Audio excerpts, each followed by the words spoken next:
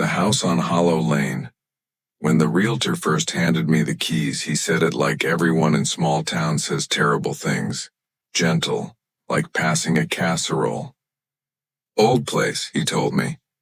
Needs a bit of work. He didn't mention the sound that waited for you in rooms where no one had been for years. He didn't tell me about what people called Hollow Lane after dark. I drove there in late October. The sky had the brittle gray of a photograph.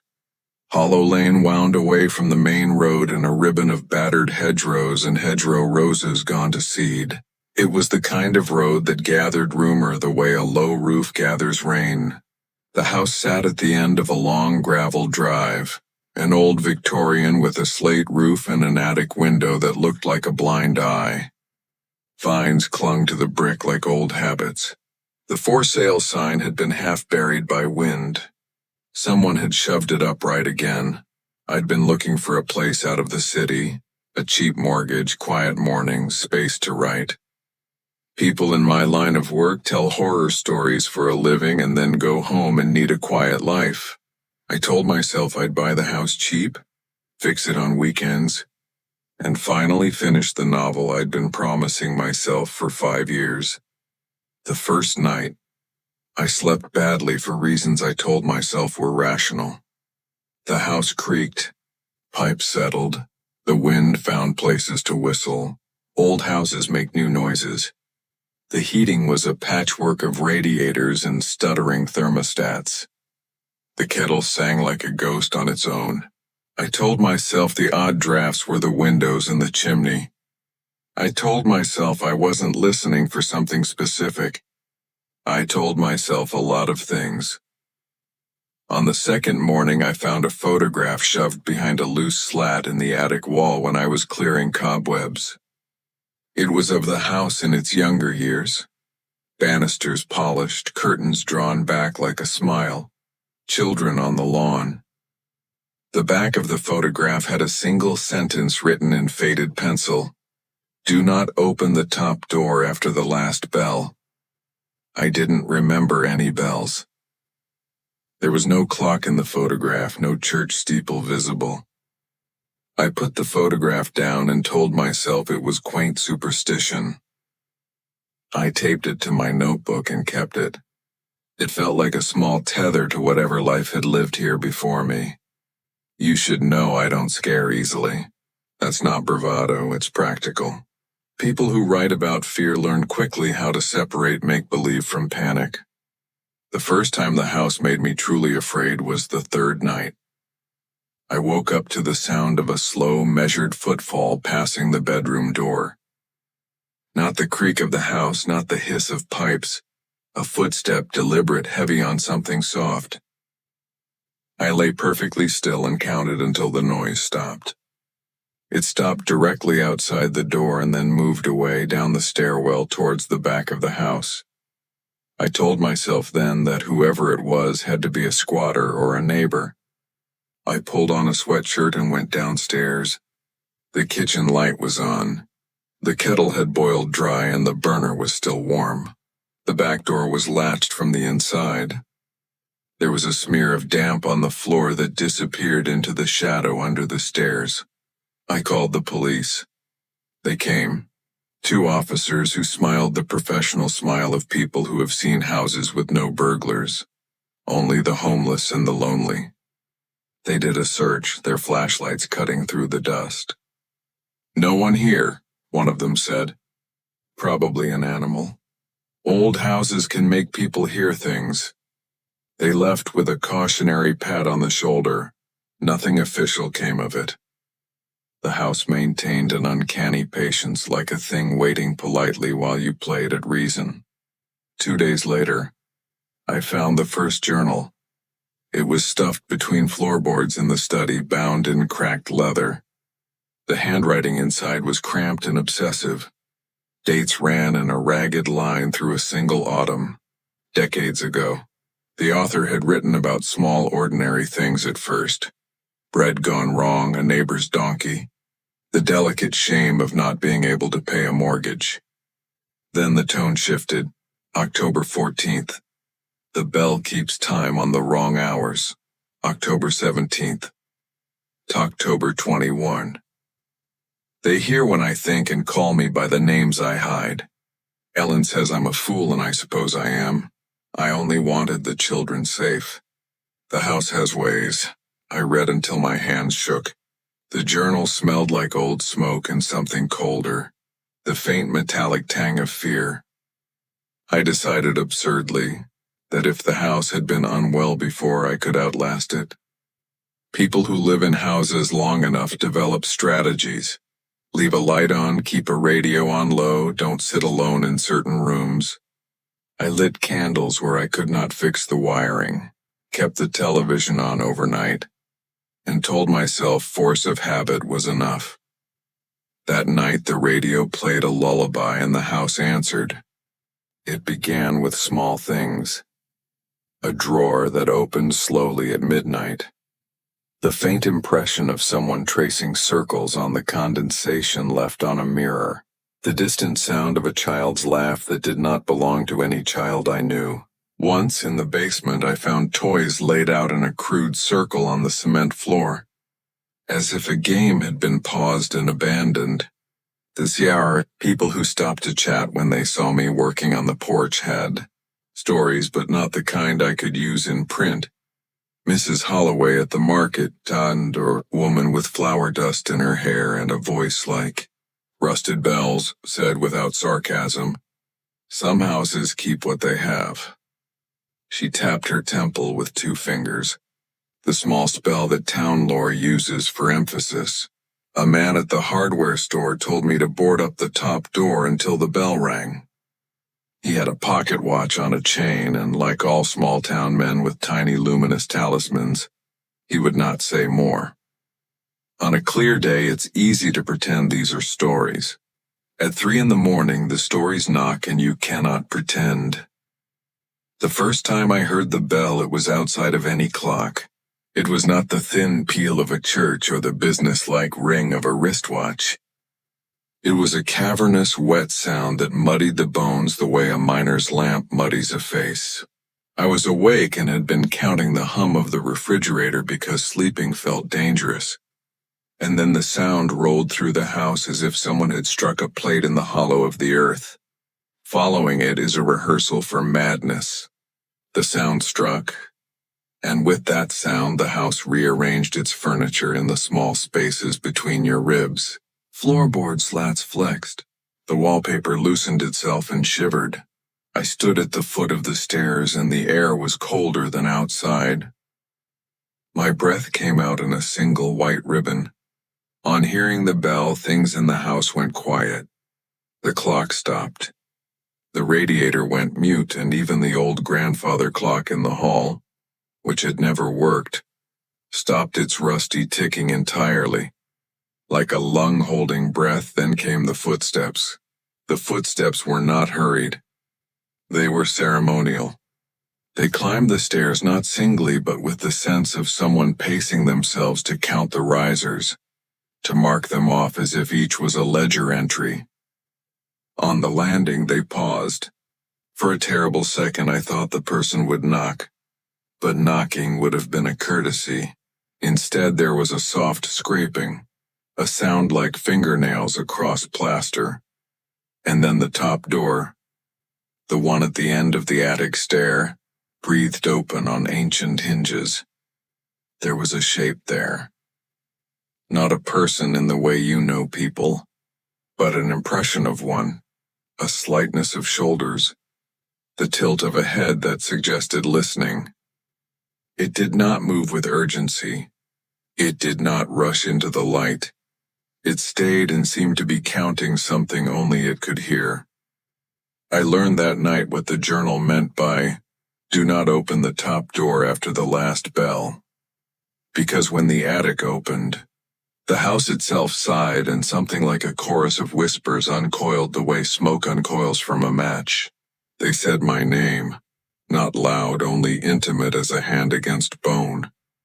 They used names I had abandoned for private reasons, old nicknames, childhood names that are better left forgotten.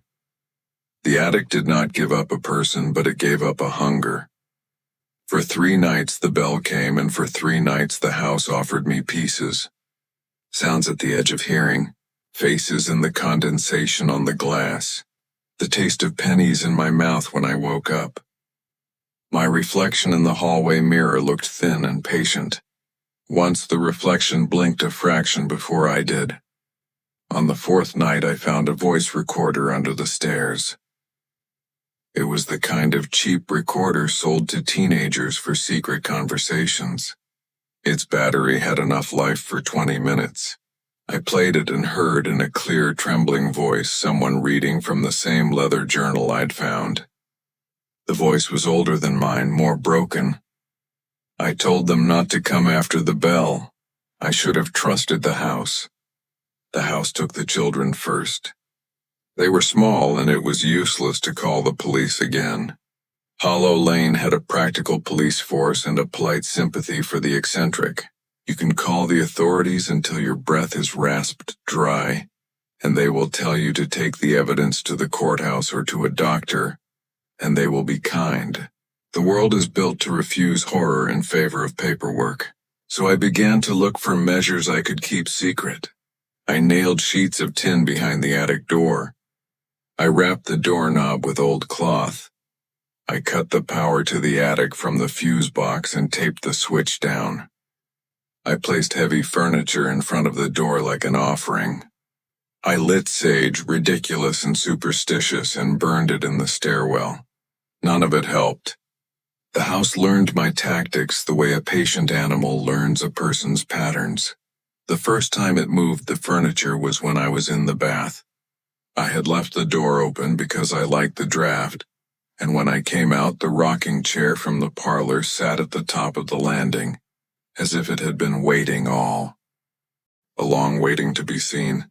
There were wet footprints on the back of the chair, not human small, not human large, and a smear of something like blood that, when I tasted the air, tasted like iron. That night I dreamed of the children. They were sitting in a circle in the attic, their faces pale as old paper. They were playing a game with the bell's shadow. They sang a song without words, a sound like someone rubbing a spoon along the rim of a bowl. When I woke up, the song was still in my ears. Days blurred. I stopped answering my phone because the calls were always the same. A small child on the other end reciting a series of numbers with a cadence like a prayer. The number sequences had patterns that made my teeth ache. My friends asked if I wanted to join them in town, and I lied and said I was swamped. I hoped that if I filled the days with small labor, painting skirting boards, fixing a broken gutter, the normalcy would hold. It did not. A neighbor's dog stopped barking at my house. Neighbors stopped walking their children down Hollow Lane. Mail was delivered, but the postman avoided eye contact. The town went about its life as a thing that has always lived with an ache. A bakery sign still swung on windy days. Shops opened and closed. Life is stubborn. On the 10th day, the attic door opened on its own in a way that was specific and unforgiving. The bell sounded first, far and low, like an ocean shell pressed to a faraway ear. Then the house tuned itself to the shape of someone leaving. I went to the landing and peered up. The attic was a black mouth. In the center of the attic floor, in a square of moonlight falling through the broken slates, something was arranged. They were not just toys this time. There were photographs, small frames with children's faces, but their eyes had been clipped out sloppily with a knife. There was a row of tiny shoes impeccably aligned, and in the middle a small wooden music box open and motionless as if its crank had been turned and cached somewhere out of reach. Around those items someone had drawn a circle in ash. The ash was fresh and scattered with care. It would have been easy then to flee. There is always a moment before you cross the line, when fear is still what it should be, an animal alarm. I did not flee. I told myself I was brave. I told myself I could save the children. It is the form pride takes when it wants to look like courage. Instead, I climbed the attic ladder. The attic smell hit me. Old fabric, cold dust, and something that made the throat constrict like varnish. The light from my torch pooled in a cone, and at the edge of that cone the toys and photographs lay like victims in a tableau. The music box was carved with a little girl in a dress. The lid had been carved as if by a child with no steady hand. At the far end of the attic, beneath a mound of moth-eaten blankets, I found the top door. It was narrower than I expected, built of fielded oak and iron studs. The last bell had already rung twice, the second time like a finality. Something inside the door was rubbing against wood the way a thing learning to remember might. It pushed out a smell like wet soil. When I put my hand to the iron ring, the air went thicker. For a second, the world slipped sideways as if I had tilted my head and discovered a secret. Behind the door came the faintest echo of a small voice, reading numbers in a quick cadence. It said my name, and then the sound trickled down the stairs. I could feel a warmth at my fingertips like the breath of someone very close and very small. I did what the journal said not to do. I opened the top door. The light that came out was not light. It was a smear of memory, the kind that is left on a lens after a tear has dried. I staggered, and the attic seemed to tilt, and in that tilt a chorus of faces unfolded like flags. They were not all children. There were adult faces too, stretched thin and smiling like people who have been given something they asked for but cannot keep. The faces wore the clothes of different years. A pinafore from the 1930s, a suit from the 80s, a knitted cardigan with a single missing button. They did not speak at first. They moved as if rehearsed, heads cocked, hands folded, mouths shaped into small, silent songs. A small girl with hair like corn and no eyes reached out and touched my hand with a temperature like river stone. Her palm left frost where it pressed, and the floor beneath my feet sank a fraction as if the house had taken a breath. "You shouldn't have opened it," she said. Her voice was a dozen small voices in one, older and younger at once. It asked for a doorway. "How?" I said, and the voice laughed in the way rooms do when you put sound into them. "You called it," the little girl said. "You said the names. You came with a mouthful of names." In the attic, the air was stuffed with a sound that could have been laughter or teeth clicking. I could not tell. The faces bent closer like flowers to a sun that is not there. I felt a pressure at my temple, like someone else's hand insisting you remember something you didn't mean to. They told me the house had once belonged to a family who treated time like a pantry, storing years for later. They told me it had loved children because children are small and quick to learn. But that love was a kind that took. The walls were lined with rooms designed to listen. The chimneys were mouths. The banisters were arteries. The house had been fed for generations on names, whispered in the dark. If you said a name inside its walls and then left, a part of you would stay. Your echo, perhaps, or the edge of your being. Over time, the house learned to ask for them. "How do I get them back?" I asked. They looked at me like a group auditioning for pity. "You can't get them back," someone said. "They are part of us now. But you could join." It wasn't a threat in the sense that you imagine threats. It was an offer, a ledger. The final clause you see when you sign something without reading the small print. Join and the house would keep you. Refuse and it would take bits of you and leave the rest to wander. I backed away and the attic pitched. Things slid behind me in the dark. The door shut as my shoulder hit the lintel. For a long time I sat on the attic floor and listened while the house rearranged my memory. When I climbed down, I found that outside the top door had left a residue on the banister, a film like frost that made the wood weep. I barricaded the attic again. I burned pages of the journal. I spoke aloud any name that came into my head in the hope that the house would be sated by the uselessness of the exercise. Sometimes in the daytime there would be a quiet, like a kitchen that has finished working for the night. Sometimes the neighbors left offerings on the porch, a bowl of salt, a cross-stitched doll, a small loaf. They would not say why. I nodded and pretended to be grateful. Months passed. I learned the house's schedule the way you learn the timetable of a dangerous train. Which hours are safe, which are hungry. I felt my name became a lure. Then the cellar door opened from the inside. Inside, in the low light, a small figure sat on my mattress. It looked like a child because it had the proportion of one, but its head turned too slowly and wrongly, like a clock hand with a broken spring. Its eyes were dark cupped hollows that reflected the candle like wet coins. The voice it made was like a phonograph with a skipped groove. We feed on names. We hold them. We keep them warm. I screamed then in a way that almost cracked my voice. The figure tilted its head, and in that tilt I saw 1,000 small photographs flashing like teeth. Faces stitched together. Names in handwriting, frozen smiles.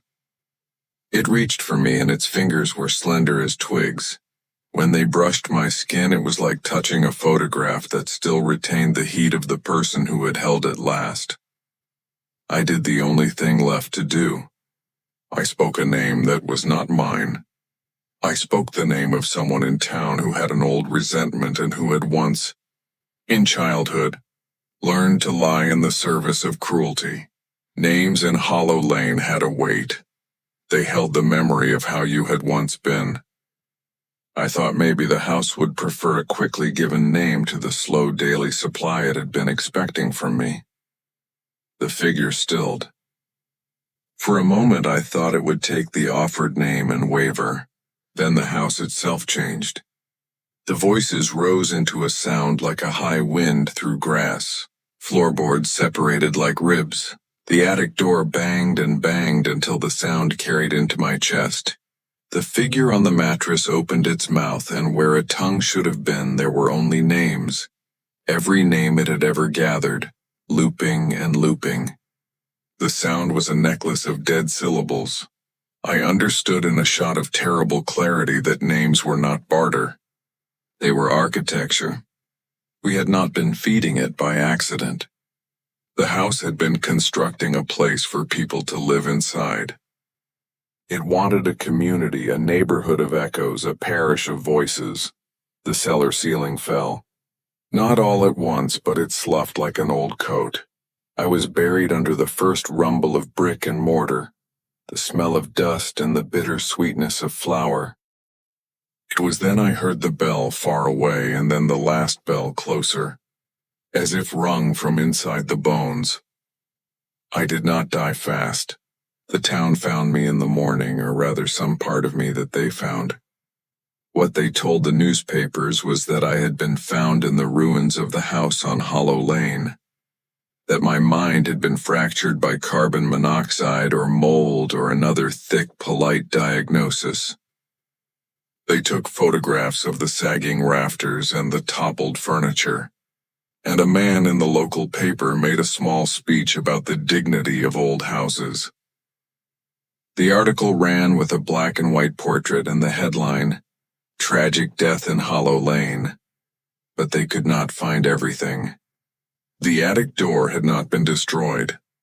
The top ring remained intact, and in the morning, in the small unbearable light, the iron ring reflected a dozen small faces pressed against its inside, where the wood was worn by fingers. The town did what towns do. It sold the house at auction, and someone with more money and fewer scruples bought it, and in time the for sale sign sprouted a fresh sticker. As for me, I do not know whether I went into the house or the house came into me. There are nights I wake up and hear a small, careful voice counting not numbers but syllables. There are mornings when I open a book and there is a phrase clipped into the margin in handwriting not my own.